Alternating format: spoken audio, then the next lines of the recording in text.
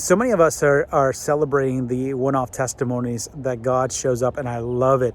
But what's not happening is many people are left with not understanding how to integrate and walk that out, that connection with God throughout the day-to-day process in your business. I was just talking to a guy who was sharing how he heard a testimony of a man who was starting up a restaurant, and he had no idea. He felt like he was supposed to do it, and then all of a sudden somebody showed up that had 10 years of experience in restaurants and said, hey, let me help you, let me do this. And it was like, wow, God, you just showed up, which is awesome. I love it. I love how God does that. But I'm also realizing that what we don't do is there's a disconnection because we don't know how to continue to stay connected with God, not just experience the one time when God shows up by bringing a divine connection, a provision, or breakthrough. But there's an invitation with God to live in a place of rest and peace, to live in a place of connection and awareness of what He's saying and doing throughout the process, throughout the day-to-day journey, throughout the ins and outs, the ups and downs, the challenges, the questions, the responsibilities, the pressures, the KPIs, all these different things in your business that we're trying to navigate. And I was just sharing with this individual just recently. It's it's amazing how we're like the disciples in the boat where they go and they get to this place where they know what to do. So they watch Jesus do all these different they did watch Jesus do all these incredible miracles. And then what happens is as they go, as they keep going with the miracles, I'm sorry, I got distracted there for a second. As they go watching these miracles, they get into the boat. This is where they're familiar. This is where they know what to do. And so many of us do this. And so what happens is they get into the boat, they're doing what they do, storm comes, and they do what they know to do. When a storm comes, this is how you navigate a storm. And they get overwhelmed. They get fearful. They get into a place of just scared for their life, actually, because Jesus is there sleeping in the boat. And that's what we do so many times in our lives is we get back into a normal situation, into our business. This is how you do it. This is how we make decisions. This is how we navigate those things. And when we do that, what happens is we begin to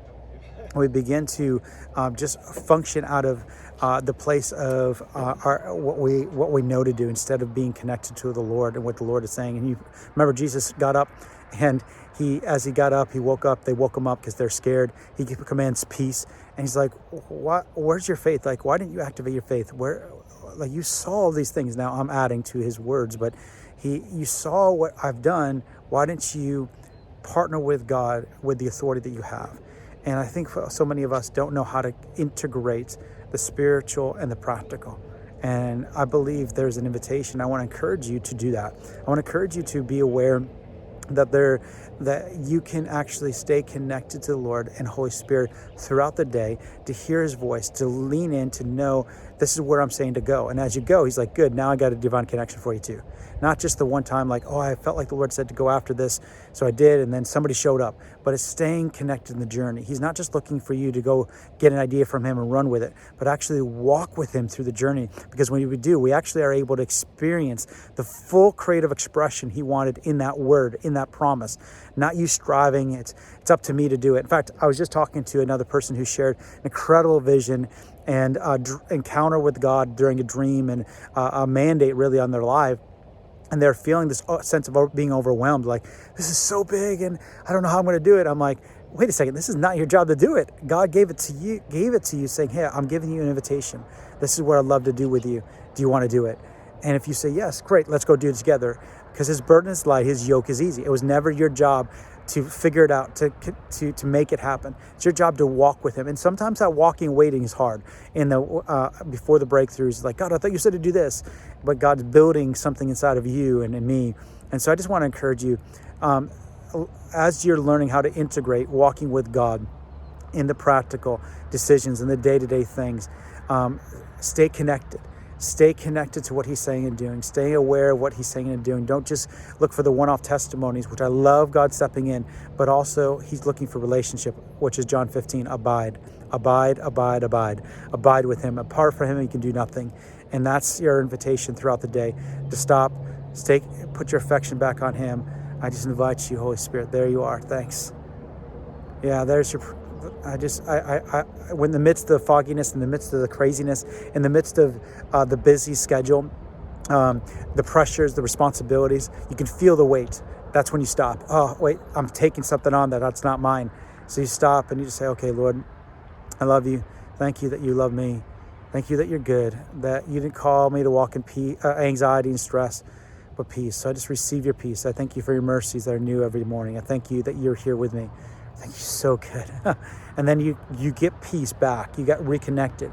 And then you say, Lord, what am I supposed to be focusing on? Because there's too much going on. It seems like chaos. What's happening? And clarity begins to come, and you begin to make good decisions out of that place. And that's our invitation of staying connected, abiding throughout your day, in your business, as you're leading meetings, as you're navigating decisions. You're in a marketing meeting. You're in a interview with somebody. You're just staying connected. Lord, what are you saying here? What's going on?